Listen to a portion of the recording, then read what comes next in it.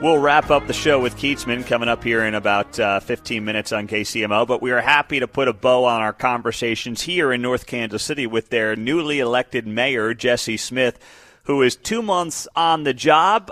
Mayor, good morning. Thanks for being here on KCMO. Good morning. Great to be here. So take me through, first off, this police department. Obviously, you ran as a supporter of theirs. How important are these men and women to this community and what you want to build for the future of North Kansas City? Yeah, absolutely ran to support the police. How could you not? When we do community surveys, our police department is top tier. Every single one of our community surveys, they've scored in the upper 90s percentile. It's a safe community. It's a place that people don't have to worry about really much of anything safety-wise. And we even had a town hall where a guy said, look, I don't even lock my door at night. I leave my truck open. We're like, hey, buddy, maybe we don't say that out loud, but it's that kind of feel, right? Yeah. And we have our first responders, our police. If you need them and you call them, they're there in just an unbelievably short time. I've needed to call the police a couple times in my 12 years here, and response times 2-3 minutes. It's unbelievable. How do you balance? You were on city council before you became the mayor, and there's been a lot of conversation on a more transient population. We understand that when you're landlocked, one way to grow your revenues as a community is to grow and build up with apartments. But we all know a lot of residential homeowners do not really want to see more of a transient population or more apartments. I know, you got the Oxbow. It's a big, beautiful building down the road here. But how do you, as the mayor, balance this growth thing with also maintaining what you have in North Kansas City? Sure. It's a delicate balance to strike. I am somebody who favors having a strong community. And you're right, having folks who don't live here, potentially don't own a home, it has a feel of less buy-in. But I don't like to necessarily degrade folks who rent or who live in apartments. They can also be very valuable members of the community. And part of my task as the mayor is to bring them into the fold, to make them feel like they have ownership here, whether they own or not. Some people choose to live in apartments for reasons that aren't just because they want to move in a year. Sometimes they just don't want to do maintenance on a house that I own a few of them, and maintenance can be a real drag. So I want to bring those people in. I want them serving on boards and commissions. I want them feeling ownership in the town.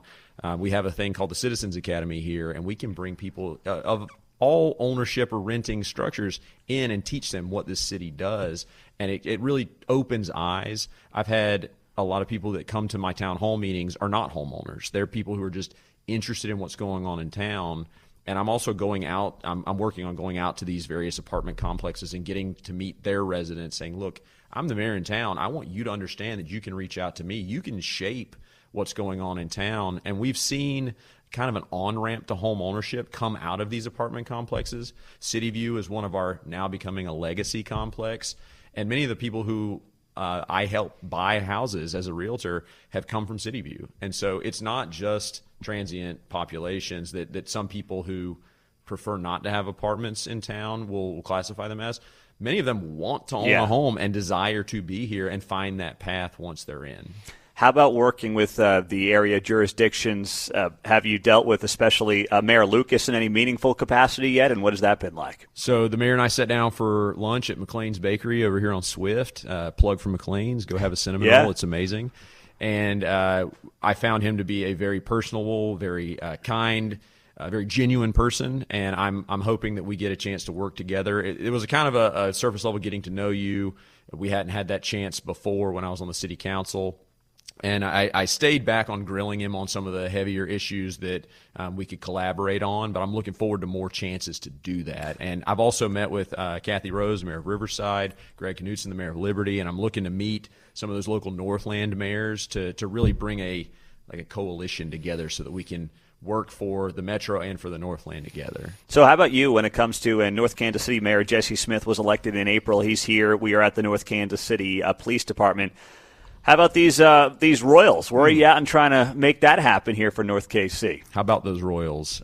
So what I tell everybody right now is we still don't know much. I've had one actual conversation with the head of business development for the Royals. We sat down for lunch, and it was a pretty high-level discussion. We all know Royals 1.0, that process. They looked at North Kansas City. They looked at the Crossroads. They looked at East Village.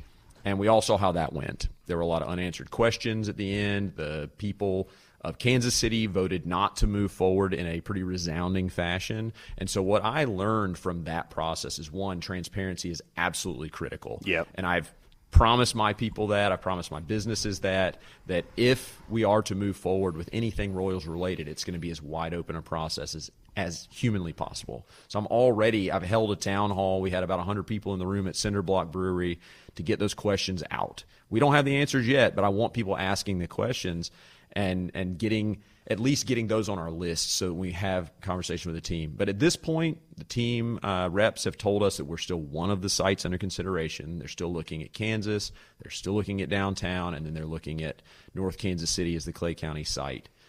There's been some movement through the legislature. If you've tracked any of that, the Missouri legislature set up the Clay County Sports Authority. So Clay County can set up and establish a sports authority, possibly levy up to a 1/2 cent sales tax. That would go through a vote of the county, of the people. That was where the process died in Jackson County. So if that were to succeed, there's also the Show Me Sports bill that allows the teams to take a look back at the last year of revenue, project that out 30 years and bond against it.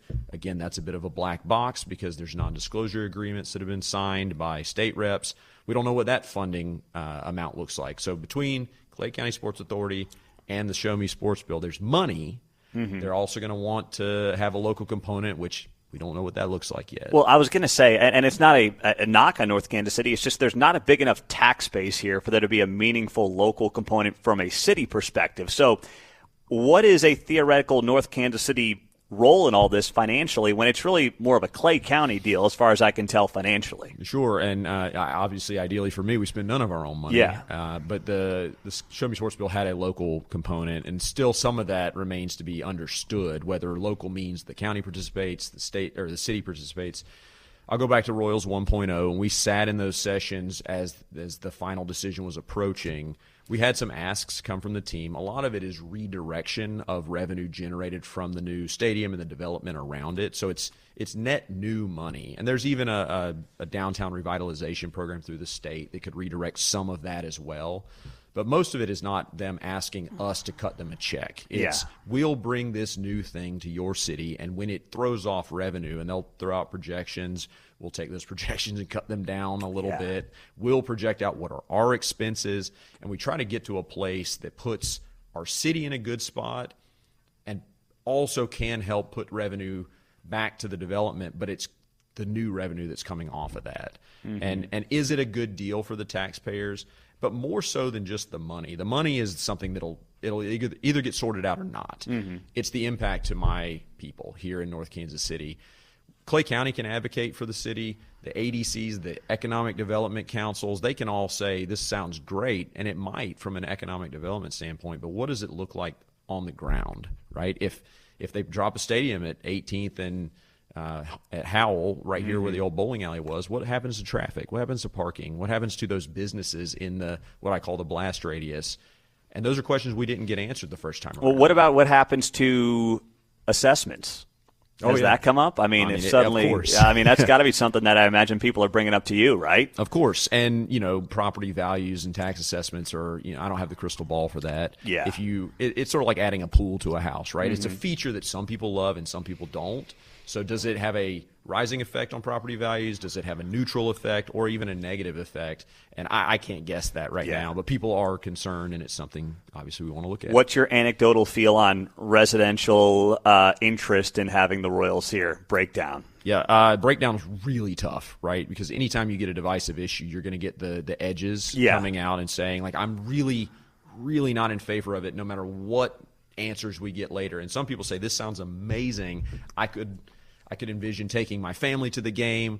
And so we're hearing from the folks on the fringes. The rest of them who come to the town hall meetings, they're there to listen, right? Yeah. They're there to say, when I ask, hey, where's everybody at in the room? Most people say, we don't know yet. We're willing to be convinced if need be. We're willing to hear what's being said. What are those questions you're asking?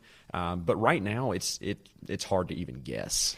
Well, Jesse Smith, the mayor of North Kansas City, 2 months on the job, and You got a lot to figure out here. It's exciting stuff, though. So we appreciate you joining us on KCMO. Absolutely. Hey, thank you for doing this. Thank you for shining a light on our police department. You've had an all-star cast of folks running through here, and I just can't say enough good things about them. We appreciate that. Mayor Smith, thanks for being here. Thank you so much. Jesse Smith on KCMO.